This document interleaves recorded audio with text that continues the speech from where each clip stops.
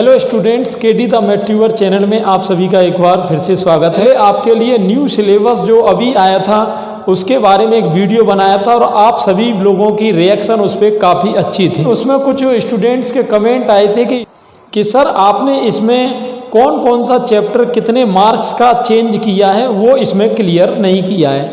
मैंने उसमें आपको ये तो बता दिया था कि टोटल सिलेबस में से जो आपके 16 चैप्टर थे उसमें से क्या क्या इंक्रीज़ किया है, क्या क्या डिक्रीज़ किया है। इंक्रीज़ तो खैर कुछ किया नहीं है, डिक्रीज़ ही किया है। तो लगभग जैसा कि अपन जानते हैं कि 30 to 35% कोर्स कम हुआ है। कई लोग इसको 40% भी कह रहे हैं, लेकिन ऐसा है नहीं। ये 32 और मैक्सिमम 35% तक ही कम है। चैप्टर तो आपको पता ही है कि चैप्टर इसमें से अपने 2 माइनस किए हुए हैं। एक तो पहला चैप्टर है और एक 15वां। पहला चैप्टर तो आपका रिलेशन फंक्शन था और आपका 15th चैप्टर जो है LPP यानी लीनियर प्रोग्रामिंग प्रॉब्लम थी।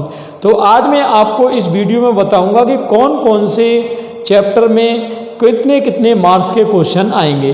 क्लियर? तो आप सभी वीडियो में लास्ट तक बने रहें। चलिए स्टार्ट करते हैं। तो सबसे पहली देखिए क्या है कि इन्होंने इस बार पूरे कोर्स को 5 यूनिट में डिवाइड किया है। क्लियर? अब इसमें जैसे पहली यूनिट है आपकी यूनिट नंबर 1। इस यूनिट का नाम होता है स्टूडेंट्स रिलेशन एंड फंक्शन, यानी संबंध और फलन। कुछ स्टूडेंट्स के कमेंट ये भी आए थे कि सर इसको इंग्लिश मीडियम में भी आप वीडियो को बनाओ। तो मैं हर चैप्टर का नाम इंग्लिश में भी इंट्रोड्यूस करता जाऊंगा, तो इंग्लिश मीडियम वाले स्टूडेंट हैं वो अपना उसी हिसाब से उसको कंसीडर कर लें। क्लियर? तो चलिए देखते हैं। तो जैसा कि मैंने आपको बताया कि पहली यूनिट क्या है, रिलेशन एंड फंक्शन, संबंध और फलन। तो इसमें आपके 2 चैप्टर थे। एक तो संबंध और फलन का था और दूसरा आपका जो चैप्टर था वो था इनवर्स ट्रिग्नोमेट्रिक फंक्शन, यानी प्रतिलोम त्रिकोणमितीय फलन।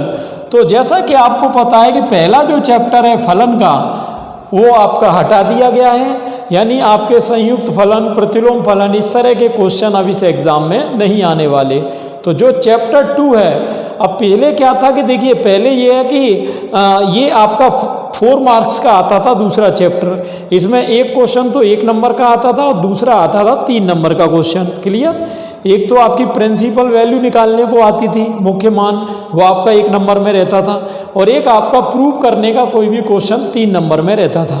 अब इसमें से स्टूडेंट्स क्या है कि 1 + 3 + 3 इस तरह से आएगा, यानी एक क्वेश्चन तो आपका 1 मार्क का रहेगा पहले की तरह प्रिंसिपल वैल्यू का, और 2 क्वेश्चन आपके और 3-3 नंबर के आएंगे। तो ये आपके लिए गोल्डन मौका है, क्योंकि आपको पता है कि इस चैप्टर में टोटल क्वेश्चन ही स्टूडेंट 40 क्वेश्चन है लगभग। तो 40 क्वेश्चन यानी 40 क्वेश्चन का रिवाइज करना कोई बड़ी बात तो है नहीं। और मार्क आप देख रहे हो, मार्क इस बार इसके लिए कितने हैं? 7, जबकि पहले इसमें 4 नंबर का ही आता था। तो जो 3 नंबर इसके थे पहले चैप्टर के, वो किसको मिल गए? चैप्टर नंबर 2 को। क्लियर? तो ये अपना एक फ़ायदा हो गया यहाँ पर कि चैप्टर अपने को एक कम पढ़ना पड़ रहा है और मार्क अपने को वो के वही 7 मिल रहे हैं। क्लियर? तो ये है आपकी यूनिट नंबर 2। इस यूनिट नंबर 2 को कहते हैं स्टूडेंट अलजेब्रा। तो यूनिट नंबर 2 है अलजेब्रा यानी बीजगणित। अब ये बीजगणित की जो यूनिट है ये आपकी 15 मार्क की पहले भी आती थी और 15 मार्क की अब भी आती है, और इसमें से ज़्यादा कुछ कम किया नहीं है। जैसे ये चैप्टर 3 आपका, ये आपको पता है आव्यूह का था, यानी मैट्रिक्स का। तो मैट्रिक्स में तो कोई क्वेश्चन भी नहीं कम किया है, बस जैसे एक शून्य भाजक आव्यूह, इस तरह के छोटे मोटे टॉपिक हैं, उससे कोई फर्क पड़ेगा नहीं, आपको पूरा ही चैप्टर पढ़ना है। और चैप्टर जो 4 है आपका, इसको है सारणिक का चैप्टर था। ये सारणिक यानी डिटर्मिनेंट का चैप्टर था। क्लियर? ये पहले भी 5 मार्क का ही आता था और अब भी वही सेम टू सेम ही है। इसमें से बस कोई प्रारंभिक संक्रियाओं के और जो बिना प्रसार करने के क्वेश्चन होते हैं वो कोई छोटे मोटे कम किए हैं, वरना ये भी चैप्टर अपना लगभग पूरा ही है। इसके कौन कौन से क्वेश्चन कम किए हैं उसके लिए मैंने वीडियो बनाया था। अगर आप सभी ने वो वीडियो नहीं देखा है तो उसकी डिस्क्रिप्शन में लिंक मैं दे दूंगा और आई बटन पर भी आप उसको देख सकते हो, तो वहाँ पर उस वीडियो को भी आप पहले ज़रूर देखें। तो ये है आपका 5 मार्क का क्वेश्चन। अब देखिए ये है आपका 5वां चैप्टर, ये भी 5 मार्क का है। इसमें अपने को 2 चीज़ें आती थी। एक तो इसमें अपन इन्वर्स मैट्रिक्स यानी व्युत्क्रम आव्यूह ज्ञात करना सीखते थे, और दूसरी इसमें चीज़ थी रैखिक समीकरणों का हल। अब रैखिक समीकरणों के हल स्टूडेंट दो मेथड से अपन से पूछे जाते थे। एक तो था मैट्रिक्स प्रिंसिपल, जिसको हैमिल्टन रूल यानी आव्यूह सिद्धांत भी कहते हैं, और दूसरा था क्रैमर रूल यानी सारणिक सिद्धांत। तो इस बार स्टूडेंट क्या है कि क्रैमर रूल, आप ध्यान रखना, क्रैमर रूल गायब कर दिया है, यानी क्रैमर रूल के क्वेश्चन अब आपको नहीं करने हैं। क्लियर? अब आपको सिर्फ मैट्रिक्स प्रिंसिपल यानी आव्यूह सिद्धांत ही आएगा, और उसका क्वेश्चन लॉन्ग क्वेश्चन आता है, तो ये आप थोड़ा ध्यान रखना। तो इसमें आपको ये ध्यान रहे, क्रैमर रूल जिस क्वेश्चन में हो, जिस क्वेश्चन में भी आपको दिख जाए क्रैमर नियम से हल करना है, वो आप अपनी बुक में क्रॉस पे टिक कर लो। क्लियर? जिससे कि अपने कन्फ्यूज़न नहीं रहे। ये है स्टूडेंट चैप्टर नंबर आपकी 6 से 12 तक यूनिट नंबर 3। ये यूनिट होती है स्टूडेंट कैलकुलस। कैलकुलस कहते हैं किसको? कलन को। क्लियर? तो इसमें ये आपके 7 चैप्टर हैं, बड़ी यूनिट है, और आगे के कंपटीशन के हिसाब से मेन यूनिट भी है। तो यहाँ पर स्टूडेंट्स किस चैप्टर में क्या क्या कम किया था वो मैंने आपको पहले वीडियो में बता दिया था, और वैसे मैं रिपीट कर दे रहा हूँ। चैप्टर नंबर 6 जो है ये आपका फुल है। चैप्टर नंबर 7 में 3 एक्सरसाइज माइनस करी थी, जिसमें एक तो प्राचल समीकरणों की थी, एक प्रतिलोम त्रिकोणमिति की थी, और इस तरह से एक आपकी मीन वैल्यू थ्योरम यानी रोल और लैग्रेंज की भी थी। तो ये 3 एक्सरसाइज इसमें से कम की हैं, और टोटल इसमें पहले 6 एक्सरसाइज होती थी, तो यानी अब आपके 3 ही एक्सरसाइज आएंगी। Clear students? चैप्टर नंबर 8 जो है एप्लीकेशन ऑफ डेरिवेटिव है। एप्लीकेशन ऑफ डेरिवेटिव में भी 3 एक्सरसाइज कम की हैं। कौन कौन सी वो आप पहले के वीडियो में देख लेना। चैप्टर नंबर 9 इसमें से भी 2-3 एक्सरसाइज कम की हैं। चैप्टर नंबर 10 निश्चित समाकलन, इसमें से एक एक्सरसाइज कम की है आपकी 10 पॉइंट जो प्रयोग है उसके 10 पॉइंट, शायद मेरे हिसाब से 10.1 और 10.2 है, वो आप एक बार क्लियर कर लेना। चैप्टर नंबर 11, चैप्टर नंबर 11 ये आपका क्वाड्रेचर का चैप्टर था। चैप्टर नंबर 11 क्वाड्रेचर के चैप्टर में यानी क्षेत्रकलन के चैप्टर में जिस क्वेश्चन में भी परवलय और दीर्घवृत्त यानी पैराबोला और एलिप्स ये आपको दिखाई दे जाएं, तो ये क्वेश्चन पे पहले ही आप मार्क लगा दो कि ये नहीं आएगा। क्लियर? तो आपको अपनी बुक उठानी है, और बुक में जिन जिन पर भी परवलय और दीर्घवृत्त लिख रहा है यानी इलिप्स और पैराबोला, उसको क्रॉस कर दो, और बाकी क्वेश्चन बचेंगे वो बचेंगे स्टूडेंट्स लाइन यानी रेखा के, और वृत्त यानी सर्किल के। उन पे आप टिक कर दो कि ये हमको करने हैं। क्लियर? तो ये बिल्कुल सिंपल फॉर्मूला आपको बता रहा हूँ, आपको किसी से ही पूछने की ज़्यादा ज़रूरत है नहीं, बिल्कुल इस सिंपल जांच से आप कर सकते हो। चलिए ठीक है, ये 12वां आपका अवकल समीकरण है।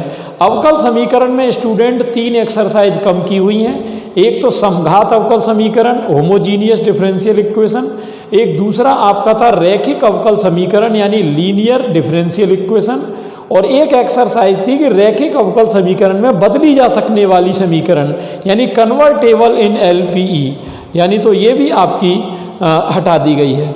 और एक आपका अवकल समीकरणों के निर्माण की एक्सरसाइज और है, वो शायद मेरे हिसाब से 12.2 है। क्लियर?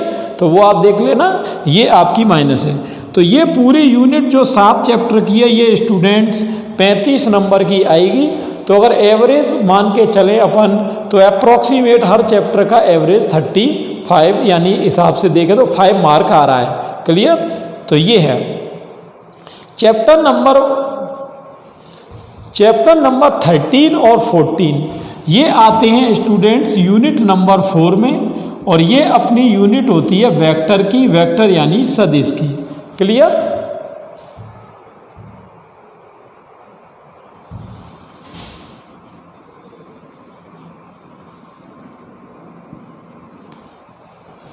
ये आपकी होती है वेक्टर यानी सदिश की। तो इसमें 2 चैप्टर है 13 और 14। 13 में तो आपके 2 सदिशों का गुणनफल कोर्स में है, 3 सदिशों का अदिश गुणनफल, 3 सदिशों का सदिश गुणनफल, यानी vector product of 2 vectors, vector product of 3 vector and scalar product of 3 vector, ये कोर्स से हटा दिए गए हैं। क्लियर?